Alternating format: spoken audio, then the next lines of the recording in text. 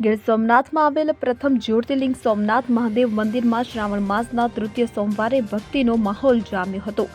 આજરોજ વહેલી સવારે 4 વાગ્યાથી મંદિરના દ્વાર ભાવિકો માટે ખોલી દેવામાં આવ્યા હતા। સવારથી જ શિવ ભક્તોનો માનવ મહાસાગર ઉમટી પડ્યો હતો અને મંદિરમાં સવારે 6 વાગ્યે પંડિતો દ્વારા શાસ્ત્રોક્ત મંત્રોચ્ચાર સાથે મહાદેવની મહાપૂજા કરવામાં આવી હતી। ત્યારબાદ 7 વાગ્યે દિવ્ય પ્રાંત આરતીના દર્શન કરી શિવ ભક્તો અભિભૂત બન્યા હતા। આરતી બાદ સોમનાથ મહાદેવને પ્રિય એવા બિલીપત્રનું સવાલક્ષ બિલ્વાર્ચન પંડિતો દ્વારા શરૂ કરવામાં આવ્યું હતું, જે બાદ શ્રી સોમનાથ મહાદેવની જાજરમાન પાલખી યાત્રાનું આયોજન કરવામાં આવ્યું હતું।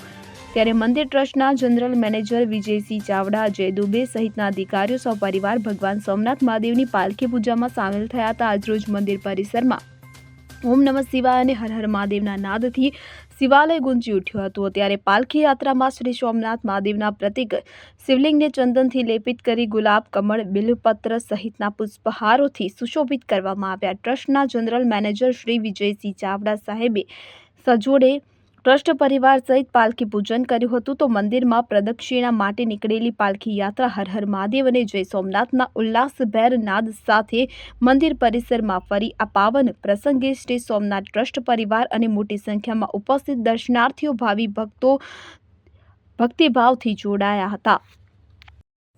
Bureau report CN24 news. હવે જુઓ દેશ દુનિયાની તમામ ખબરો તમારી આંગળીના ટેરવે।